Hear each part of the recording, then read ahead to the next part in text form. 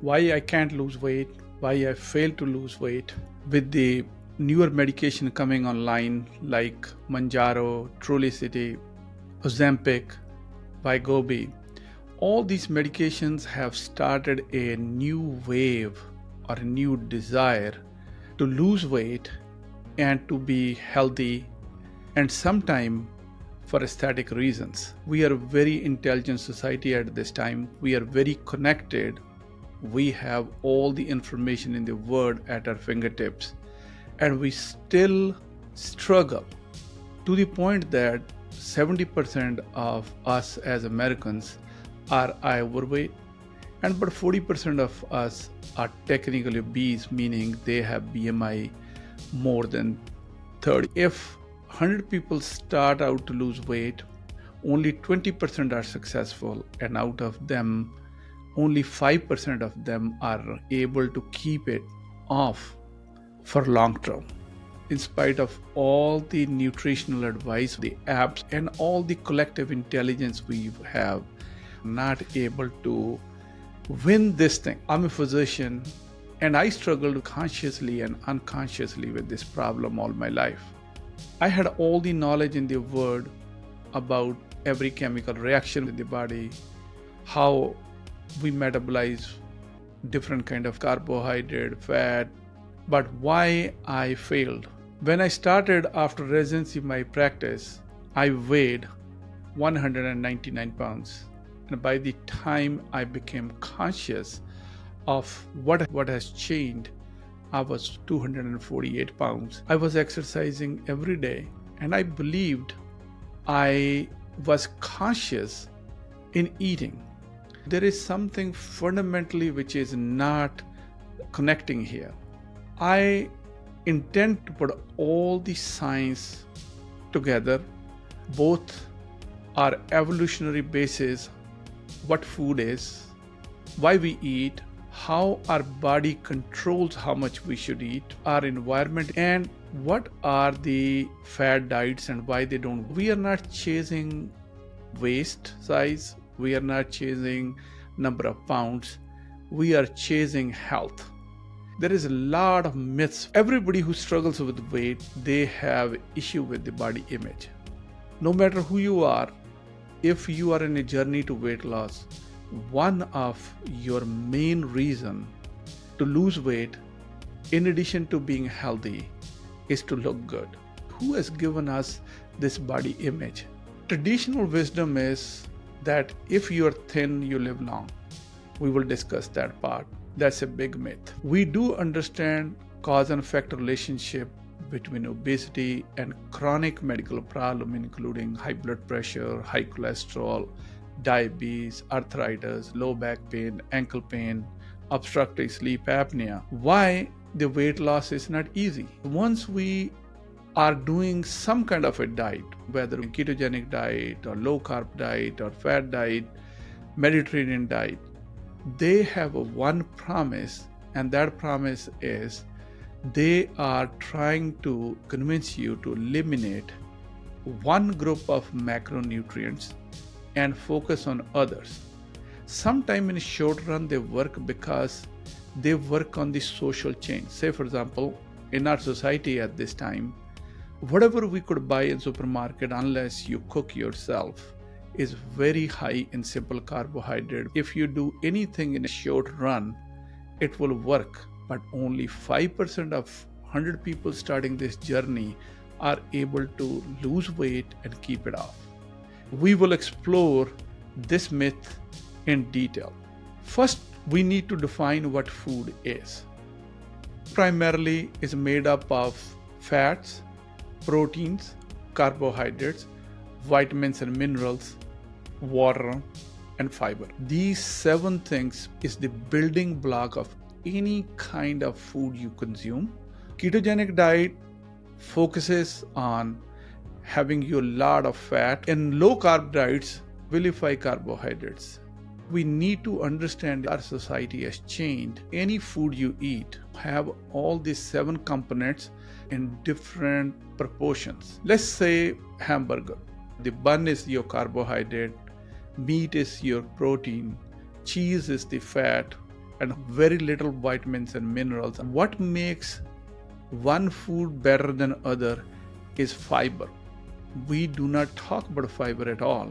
We group the foods into fruits, vegetables, grains, legumes, proteins, dairy, fats, and sugar. If you go in a supermarket, you don't go and buy carbohydrate. You're buying fruits, you're buying pasta, you're buying bread.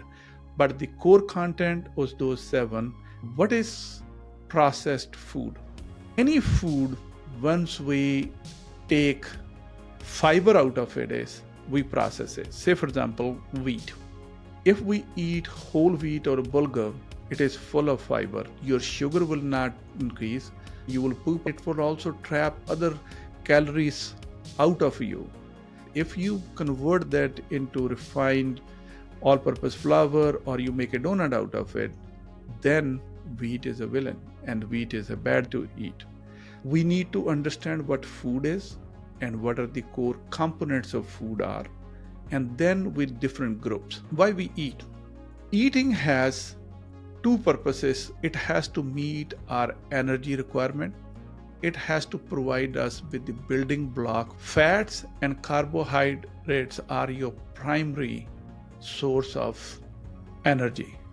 Body can use protein by converting into glucose, but out of carbohydrate and fats, our brain and body prefer glucose.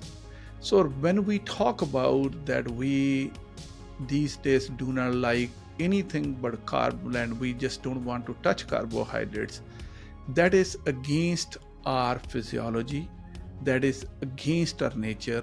Your body will always prefer and consume carbohydrates first, and to consume fats, you have to go in a ketogenic phase. Your body either is going to get sick if you don't meet carbohydrate needs. Do we really eat that we are needing energy and we need vitamins and minerals? We eat for social reasons. Eating unites all of us. We sit down, we talk, and we eat. Psychologically, have you noted if you are anxious, depressed, either you stop eating or you start eating too much. Both of them are bad. There are certain foods which you love. We eat these foods for sensory pleasures. It's time to eat. That's how we eat. Evolutionarily, hunger is the signal when you are low in energy. Whatever food we are consuming, that should satisfy us. Let's go through the journey. Once you don't eat, you feel hungry. Hunger comes from a hormone in your stomach, ghrelin. Ghrelin leads to stomach contractions. Your stomach can accommodate 4 apples. If your stomach wall is not distending, then you will not send impulse to your hypothalamus that you are satisfied. The satiety comes from your gastric distension. The impulses that you are eating going to your hypothalamus takes about 20 minutes. You start eating now, it's going to take 20 minutes before the impulses will come down back to the hypothalamus that you are satisfied. The volume, what you are eating, and the time. It's a key concept. Stomach will pass the food into your intestine and your intestine will release hormone. The hormone CCK, YY, and GLP. These 3 hormones go back to your brain and the satiety signal come back and you stop eating. When food gets into your intestine, all the chemical reactions happen. Your carbohydrates ultimately will be broken into glucose. Your fats will be broken down into glycerol and triglycerides. And then your proteins will become broken down to amino acids. No matter what you eat, whether you eat steak, fish, you eat cheese, or you eat donut, the ultimate fate chemically is that every carbohydrate will be converted into glucose. Every fat will be triglycerides and glycerol, and amino acids will be coming from the proteins. The taste is in your mouth. Once it passes your mouth, body is going to do exactly what it does. all the time, same thing over and over. These digested products will be absorbed into your blood circulation and they will go to your liver. Then it will be released into general circulation. There is another hormone comes into play, is insulin. Insulin is a key. Every cell in the body has insulin receptors. When your glucose level is high, pancreas will produce insulin and open the gate, the carbohydrates get into the cell so that the excessive carbohydrates which are not used, the liver stores them in the form of glycogen. Once the capacity of the liver is reached, it's going to send it to your muscles, different organs to store it. We develop fatty liver. The fat cells produce a hormone, leptin. This hormone goes to your hypothalamus. Nature has created gastric distension. 3 hormones were cholecystokinin or CCK, then vobi, and then GLP, which we'll be discussing in a moment. There is another mechanism nature has created through leptin. There is another hormone which your fat cells produce, which work exactly opposite to leptin, is called adiponectin, where we become hungry because ghrelin is high and our stomach is contracting. Nature has always created a redundant system. Nature doesn't want to depend on one system. Where do we mess up? If we just listen to our hunger and we eat, I don't think we would have this podcast. We all will be healthy. We all will be enjoying good health. That's where our emotions, our social, and our reward system comes into play. We eat in response to emotions. If we are angry, we eat. If we are anxious, we eat, or we don't eat. So emotional eating, which is a major problem for most of us, is a big issue. Then environmental clues, then reward system. Every time we eat something, food releases a neurotransmitter dopamine. Dopamine is feel-good hormone. When you eat ice cream, we get a kick. The euphoric feeling comes from the dopamine. Then our evolution works against us. Evolutionarily, just imagine we are foraging food. At that time, there is no storage. If you are a hunter-gatherer, you are not going to look at it whether it's a good carb, bad carb. You are going to eat everything which is available on your way, and you're going to eat to the fullest before you share. Then the hunter-gatherer has to decide what is a good food or right kind of food to eat and what is the bad kind of food.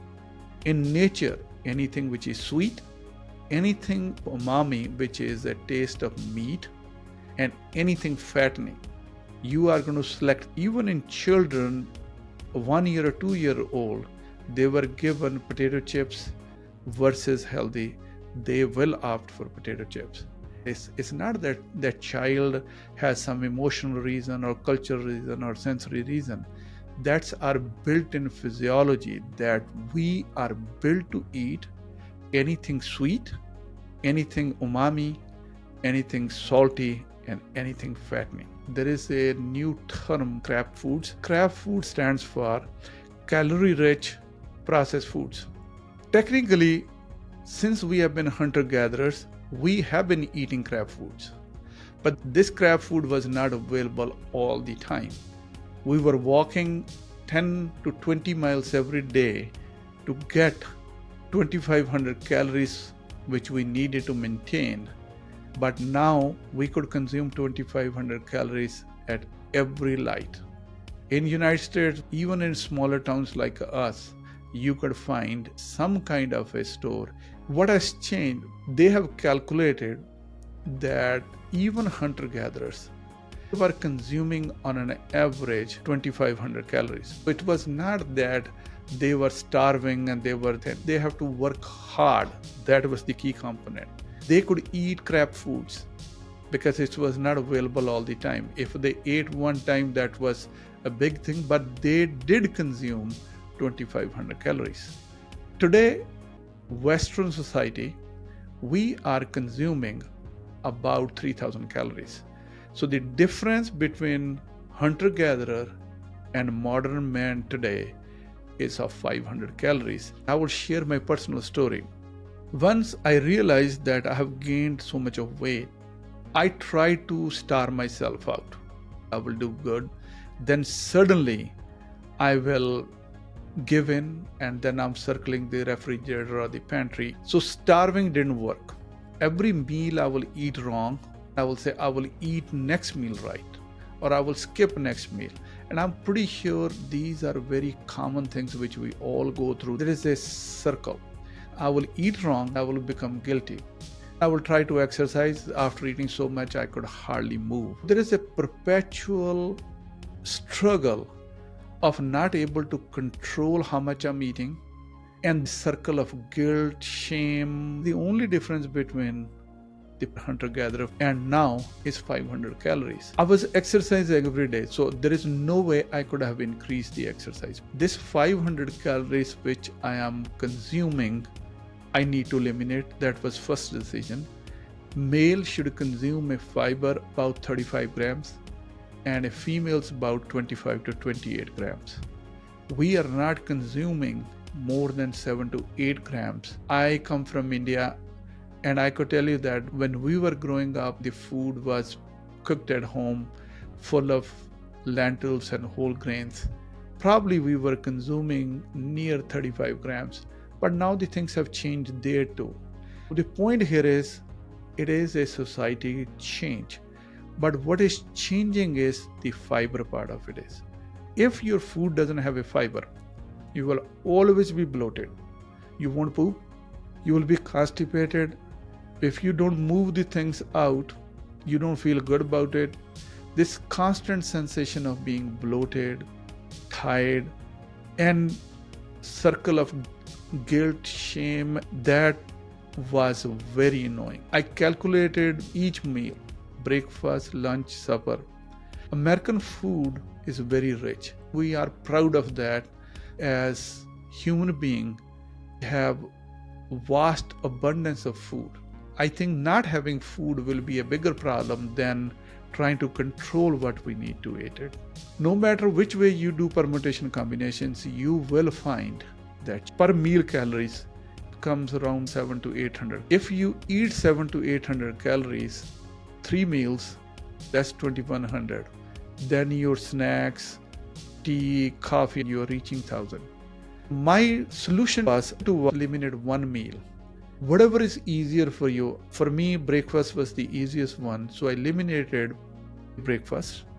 Then for lunch, I went after Mahatma Gandhi routine. When he was in jail, he found that whole day people are busy cooking. But he said, we're going to skip one meal, and second meal will be raw, and third will be cooked food. I took his wisdom, and in the afternoon, I started taking food from home. And I added beans, lentils, salads, fruit, little bit of nuts, and started making my own dressings. And I'm happy to report that I lost 35 pounds. I'm not at my goal where I want to be, but at first time in my life, I was not struggling. We should not chase waist size. We should not chase body parts. We must choose health. Universally accepted definition of health is when you are comfortable in your body. It allows you to perform the activities which you want to perform without aches and pains and restriction. Mentally, you are at peace and you could think clearly. That is the WHO definition and vastly accepted definition of good health. There is a new move that you must accept yourself the way you are. New concept is healthy at any size. It doesn't matter how much you weigh. First accept yourself that you will opt for health at any size, and you will get out of this constant roller coaster of shame and blame and distorted body image. The principle of healthy at every size is You accept and appreciate your body the way it is, and then trust your body's wisdom. Start listening to it regarding when to eat and only eat if you're hungry. Listen to your society's signals. And the most important part is speed at which you eat. Your system will only tell you in 20 minutes. If you are gulping, you could gulp 10,000 calories and you will not get that feeling of being satisfied. Avoid craft foods. All foods which we get on stores hack our evolutionary bias that we will eat sweet, fatty, anything which is rich in calorie. Our food industry adds a lot of sugar, fat, processed grain, and processed meat with a lot of salt. Even the things which we don't feel they are sweet. Ketchup does not taste sweet, but it has a lot of sugar. The industry has figured out to add these things as additive to increase the palatability of the food. They add it to the quantity that your receptors recognize or unconsciously find it more tastier, but it doesn't trigger the sweet receptors. Our food industry knows our evolutionary history and they have hacked it. I will not blame them. They are in a business of selling. We as a consumer has to make healthy choices. Let's talk about weight. We have biological mechanisms. We talked about your stomach, your fat cells, and your hypothalamus. Our prefrontal cortex, the front part of the brain, that's involved in what we're going to eat. Hypothalamus controls hunger and impulse. We talked about hormones coming from your gut, from your fat cells, and your pancreas. Your gut is producing insulin, cortisol, dopamine, serotonin. Insulin opens the lock in each cell and pushes glucose in, and also pushes extra glucose into fat, which gets stored in the liver and muscle. Leptin tells our body there is enough and we should not eat or consume calories. Dopamine being the reward system. Serotonin is our antidepressant, or the hormone which balances our mood. Ghrelin and adiponectin makes us hungry. Hormones coming from first part of intestine, and then GLP. GLP is unique, and these newer medication, Manjaro, Trulicity, Ozempic, Wegovy, they increase the level of GLP-1, which make your insulin work better. They decrease the glucagon level, which increases your sugar, and plus it goes to your stomach and your stomach size shrinks. If your stomach is this big, it's going to squeeze the stomach as if you have a gastric bypass. The size of the stomach decreases, so it can accommodate very little food. That's why if you happen to be on one of these medications, if you eat food, you feel suddenly very full. That's happening because the stomach shrinks or contracts. Second, it goes to your hypothalamus and sends the impulses that you're satisfied. We talked about metabolic, then genetic factors. If you are from a bust family, you're not going to become skinny or zero size, because that's how you are made. That's where your genetics is. We need to chase health. Our goal is to be healthy at every size. Then environmental factors. We talked about our emotion or the limbic system. There is one more very important actor, gut microbiome. What kind of bugs which are growing in your system or you have in your gut determine a lot of stuff. These bugs doesn't need steak, do not live on ice cream or donuts.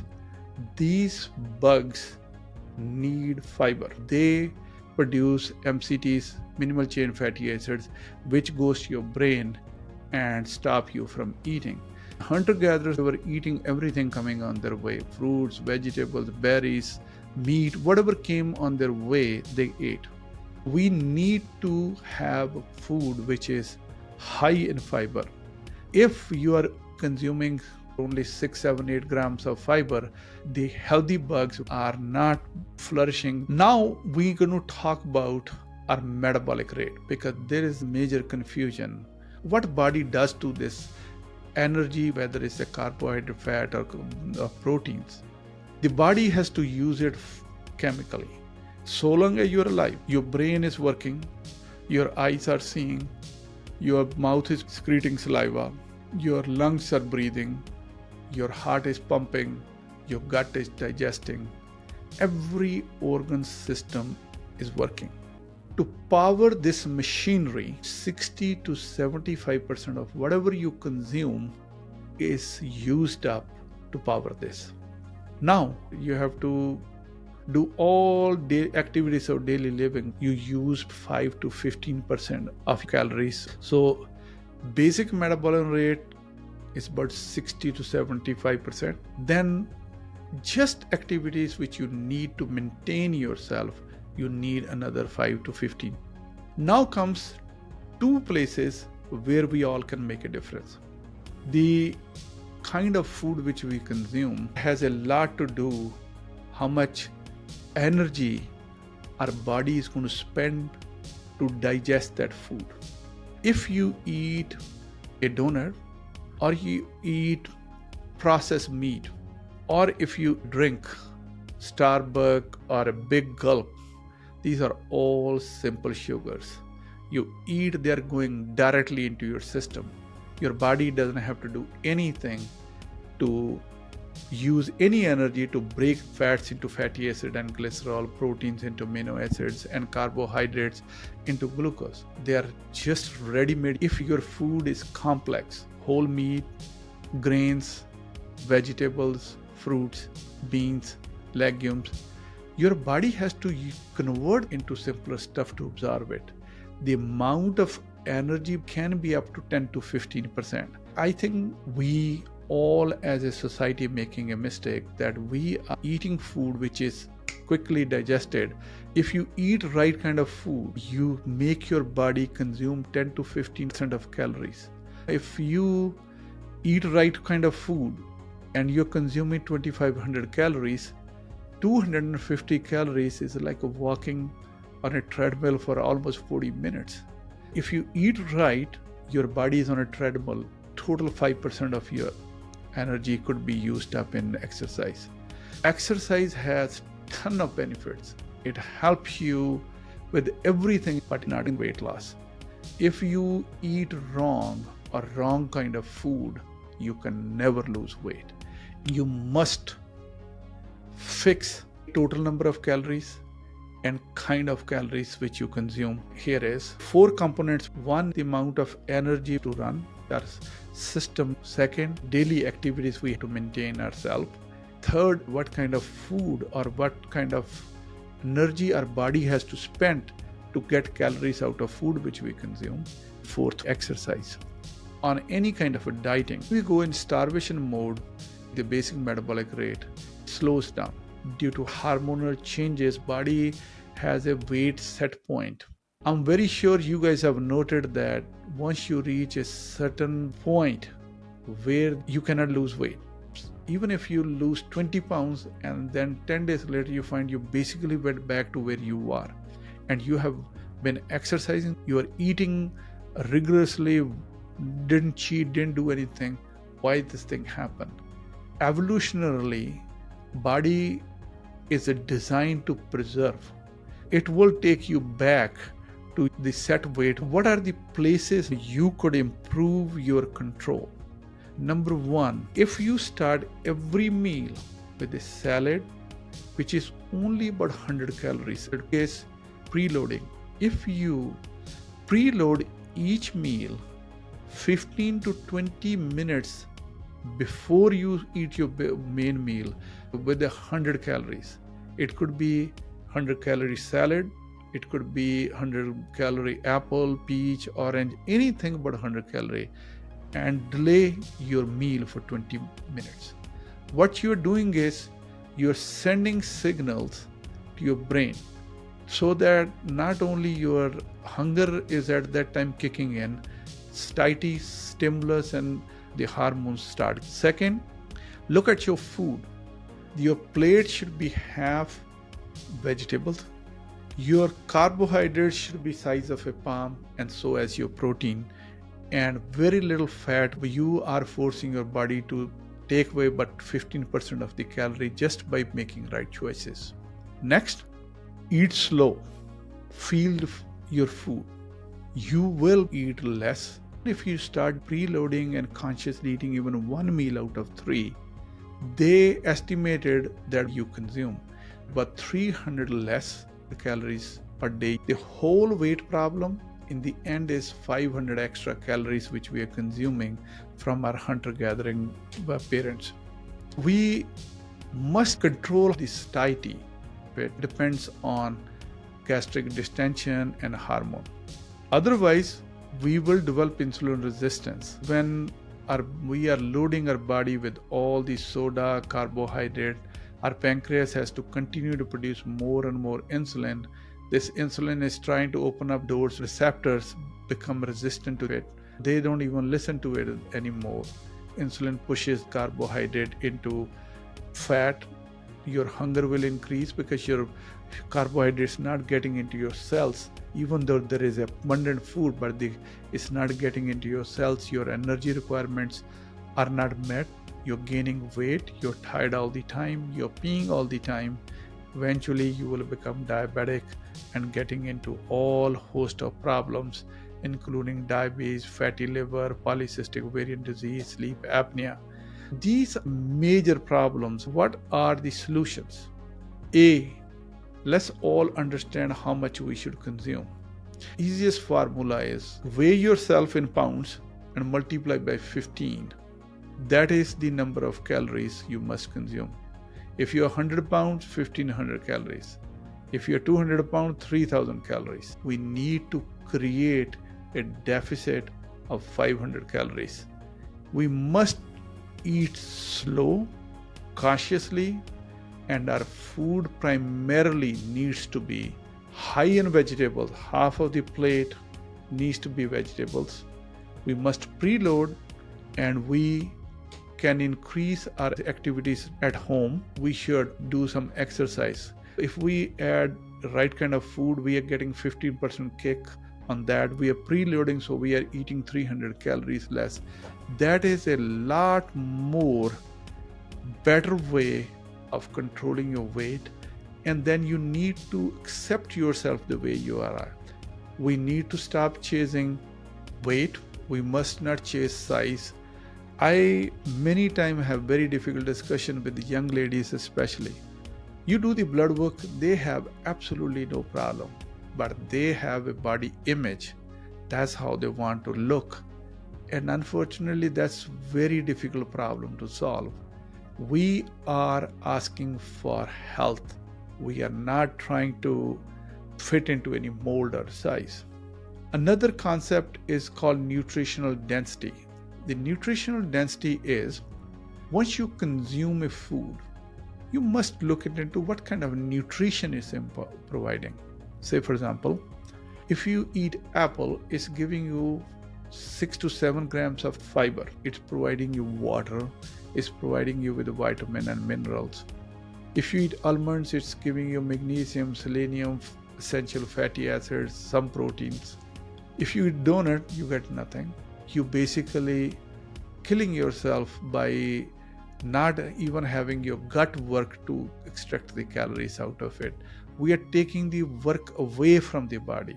I want this change to be a permanent part of this thing. If we start eating food which our body has to digest, there is 5 to 15% of extra energy expenditure we could add on our body, and we will lose weight.